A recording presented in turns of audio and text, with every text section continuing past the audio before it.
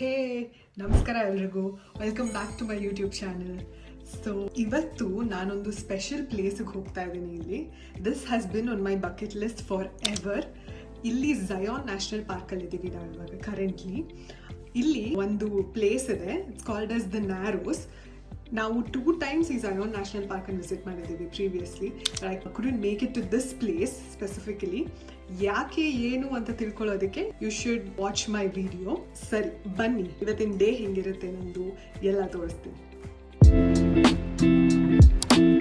ಈ ನ್ಯಾರೋಸ್ ಅನ್ನೋ ಪ್ಲೇಸಲ್ಲಿ ಹೈಕಿಂಗ್ ಮಾಡಬೇಕು ನಾವು ನೀರಲ್ಲಿ. ಅದಕ್ಕೆ we are renting this water proof boots, ಆಮೇಲೆ ಹೈಕಿಂಗ್ ಸ್ಟಿಕ್ಸ್ ಬರುತ್ತೆ. ಅದನ್ನು ತಗೊಳ್ಳೋದಕ್ಕೆ ಇವಾಗ ಶಾಪಿಗೆ ಹೋಗ್ತಾ ಇದ್ದೀವಿ. ನ್ಯಾಷನಲ್ ಪಾರ್ಕ್ ಎಂಟರ್ ಆಗಿದ ತಕ್ಷಣ ಈ ಒಂದು ಸ್ಟೋರ್ ಇರುತ್ತೆ, ಝಯಾನ್ ಔಟ್ಫಿಟ್ಟರ್ಸ್ ಅಂತ. ಸೊ ಕೋಲು ಆಮೇಲೆ ಶೂಸ್ ಎಲ್ಲ ತೊಗೊಂಡು ರೆಡಿಯಾಗಿದ್ದೀವಿ ಇವಾಗ. ಬನ್ನಿ ಫೈನಲಿ ಹೈಕಿಂಗ್ ಸ್ಟಾರ್ಟ್ ಮಾಡೋಣ. ಆ ಸ್ಟೋರಲ್ಲಿ ಬರೀ ಶೂಸು ಸ್ಟಿಕ್ಸ್ ಮಾತ್ರ ಅಲ್ಲ, water proof bags, mobile covers ಎಲ್ಲ ಥರ ಇರುತ್ತೆ. ಏನಕ್ಕೆ ವಾಟರ್ ಪ್ರೂಫ್ ಎಲ್ಲಾನು ಅಂದರೆ, ನಾವಿವಾಗ ಹೋಗ್ತಾ ಇರೋ ಹೈಕಲ್ಲಿ you have to hike in the water mostly. ಅದನ್ನು ಹಾಕ್ಕೊಂಡು ನಾವು ಶಟಲ್ ಸರ್ವಿಸ್ ತೊಗೊಂಡು ನಾವು ಹೋಗಬೇಕಾಗಿದ್ದ ಡೆಸ್ಟಿನೇಷನ್ಗೆ ತಲುಪಿದ್ವಿ. It's called Temple of Sinawava ಅಂತ.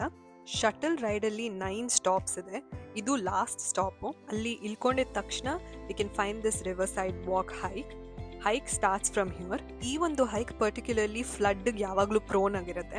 ಲಕ್ಕಿಲಿ ನಮ್ಗೆ ಅವತ್ತು there was no flood warning. Video starting ಅಲ್ಲಿ ನಾನು ನಿಮಗೆ ಹೇಳಿದ್ದೆ 2 ಸಲ ನಾನು ಈ ಪ್ಲೇಸ್ಗೆ ಹೋಗಿದ್ದು ಹೈಕ್ ಮಾಡೋಕ್ಕಾಗಿಲ್ಲ ಅಂತ.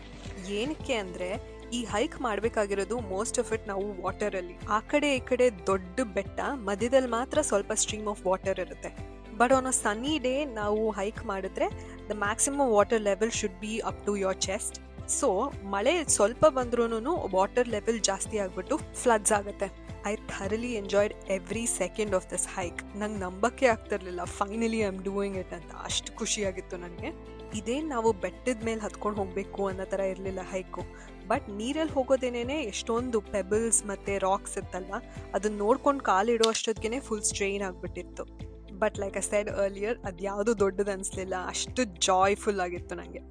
ಈ ಹೈಕು ಟೋಟಲಿ 16 miles ಇದೆ. ನೀವು ಕಂಪ್ಲೀಟಾಗಿ ಮಾಡ್ತೀರಾ ಅಂದರೆ ಈಸಿಲಿ 10 to 12 hours ಹಿಡಿಯುತ್ತೆ. ನಮಗೆ 1 mile ಹಾರ್ಡ್ಲಿ ಮಾಡೋ ಅಷ್ಟೊತ್ತಿಗೆ ಸಾಕಾಗೋಯ್ತು. This waterfall was our last point. ಇದನ್ನು ಮುಗಿಸ್ಕೊಂಡು ನಾವು ವಾಪಸ್ ಹೊರಟ್ವಿ.